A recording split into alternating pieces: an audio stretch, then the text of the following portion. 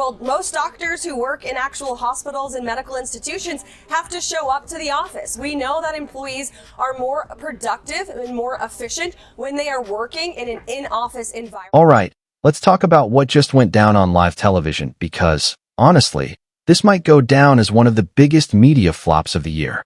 Michael Strahan, former NFL star turned Good Morning America host, looked like he was gearing up for a political touchdown. He came prepared, ready to go head-to-head with Karoline Leavitt, President Donald Trump's sharp-tongued press secretary. Spoiler alert, it did not go the way he expected. Strahan may have flattened quarterbacks in the NFL, but in this interview, he got verbally steamrolled and sent packing. Leavitt didn't just survive the moment. She flipped it, controlled it, and made him look unprepared. And she barely even raised her voice. So what actually happened? How did Strahan's gotcha moment turn into his own backfire? Let's break it down. It started with a question he likely thought would box her in. President Trump's plan to reduce the federal workforce by offering buyouts to roughly 2 million government employees. We want to start with the administration's offer to buy with a mass buyout to federal employees out there. How many do you hope will take it? And by what percentage does the president want to downsize the federal workforce? From a mainstream media angle, the assumption is that this makes the administration look harsh or anti-worker, that it sounds authoritarian or cold. But Leavitt was ready. She didn't dodge the question. She leaned into it. This wasn't a mass firing. It was a voluntary buyout. Voluntary. Employees who wanted to leave could receive 8 months of paid leave. No forced termination. No pink slips. A choice, and a paid one. And her reasoning? Only about 6% of federal employees in Washington, D.C. were reportedly working in person at the office. This is another promise made and kept by President Trump. He told the American people on the campaign trail that he was going to make our federal government more efficient and productive. And it is a fact that only 6% of the federal workforce here in Washington, D.C. actually shows up to the office. Think about that for a second. Taxpayers fund federal buildings, office space, utilities, the whole system. Yet the overwhelming majority of workers were logging in remotely. Leavitt framed it as a basic accountability issue. She contrasted it with everyday American workers, teachers, police officers, nurses, who physically show up to work. They don't have the option to perform their duties entirely from home. Her point was simple. If private sector and frontline public workers show up, why shouldn't federal employees?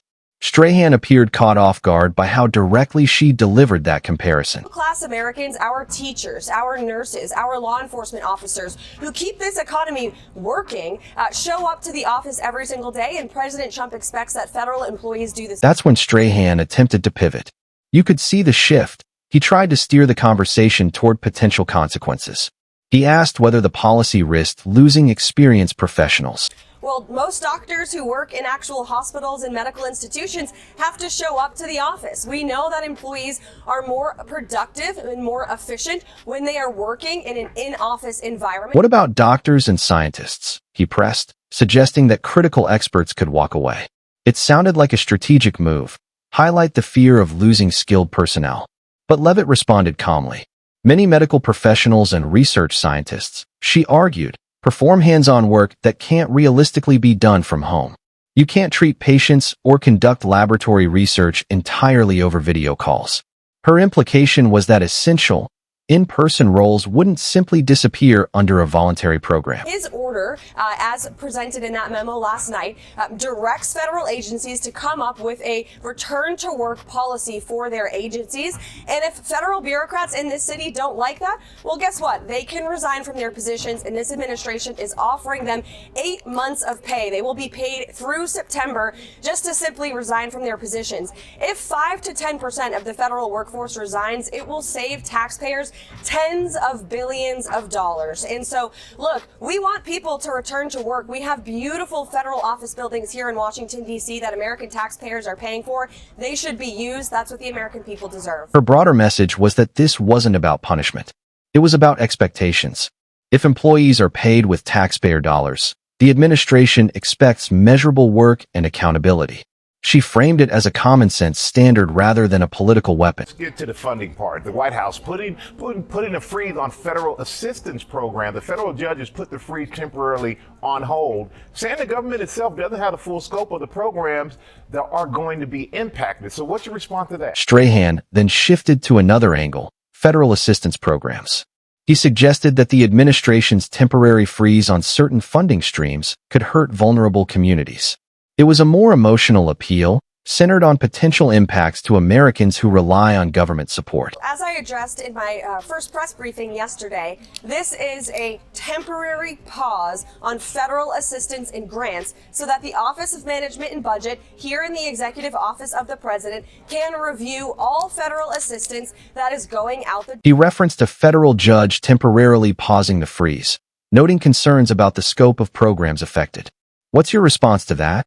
He asked, implying confusion and possible harm. And as I repeatedly stated yesterday, individual assistance such as Medicare payments, Social Security benefits, welfare, food stamps, and Medicaid assistance will not be impacted by this federal pause. So the American people should not worry. If they're receiving individual assistance from the federal government, they will continue to receive. Leavitt answered by describing the freeze as a review, a temporary evaluation of federal spending. She emphasized that the goal was to examine where taxpayer money was going and whether programs were operating efficiently.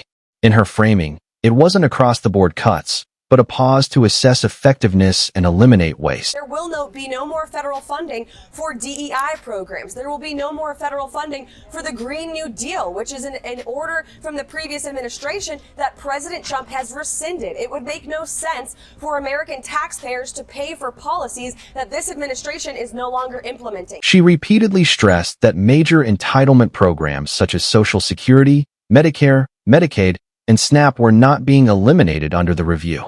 According to her explanation, essential benefits would continue uninterrupted.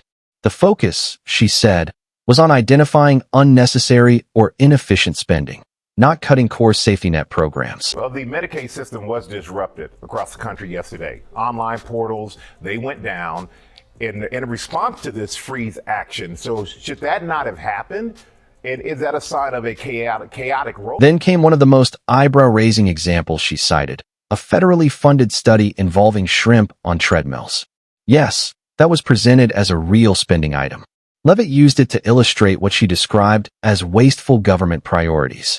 She argued that the administration was not going to continue allocating taxpayer dollars to programs it had already rescinded, including certain DEI training initiatives and climate-related projects tied to earlier policy agendas. Her point was direct. If a policy has been rolled back, why keep funding it? She framed it as a matter of fiscal responsibility, not politics. And Strahan appeared visibly uncomfortable as she laid out that argument. No, absolutely not. And I would like to address that. We were made aware of that immediately, and we amended the problem immediately. The Medicaid program is back up and running on. The exchange didn't stop there. Strahan tried one more angle, pointing to reports that the rollout of the funding freeze had temporarily disrupted access to a Medicaid online portal. He suggested it was evidence of confusion and poor execution. For a moment, it seemed like he believed he had found a concrete issue that could shift momentum back his way. Robert F. Kennedy Jr., let's go to another topic. We have a lot to cover here. President Trump's nominee for Secretary of Health and Human Services has his confirmation hearing this morning. Well, his cousin, Karoline Kennedy, she's speaking out against him, calling him, quote, unqualified with dangerous and willfully misinformed views on vaccines, and that he is a predator. And what's your response to that? But Leavitt addressed it immediately. She acknowledged that there had been a brief technical issue, said the team was made aware of it, and stated it was corrected quickly. According to her explanation, the portal was restored within minutes and operating normally. She pushed back on the idea that it reflected broader dysfunction, arguing instead that temporary glitches happen and should not be exaggerated into systemic failure. I would reject those comments fiercely. RFK Jr. is widely respected. He's a great man who has dedicated his life to public service and to research. He is pro-science, and he is committed to making this country healthy again. As she spoke about the risks of spreading incomplete information and fueling unnecessary panic, Strahan's earlier confidence appeared to fade. The conversation shifted tone. What was meant to be a pointed line of questioning began to look more like a back and forth where she controlled the pace. But he wasn't finished.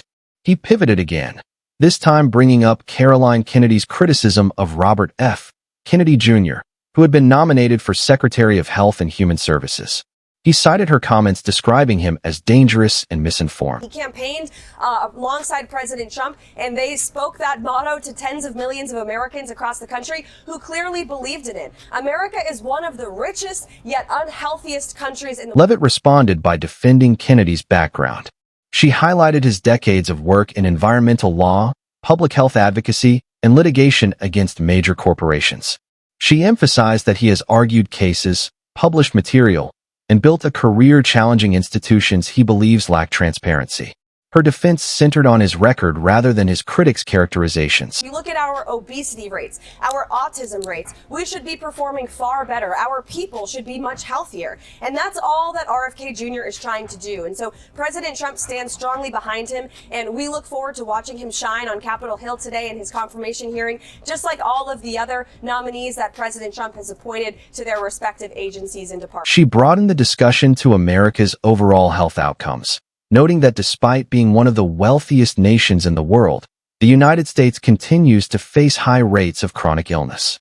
Her argument was that questioning entrenched systems should not automatically be labeled dangerous.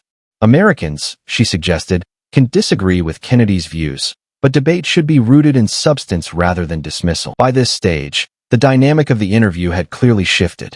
What began as a sharp line of questioning had evolved into a moment where Leavitt appeared composed and assertive throughout. Whether viewers agreed with her or not, she projected confidence and command of the details. Strahan had aimed for a headline-making exchange. Instead, many viewers saw a disciplined performance from the press secretary. Online reaction followed quickly. Supporters praised her composure and directness, while critics remained skeptical of the administration's policies. But the larger takeaway for many conservative viewers was this: Leavitt does not shy away from tough questions. She meets them directly and reframes them on her terms. That approach resonates strongly with President Donald Trump's political base, which values confrontation over caution. Whether you view it as a media showdown or a policy debate, the exchange became a talking point across social platforms. So what do you think?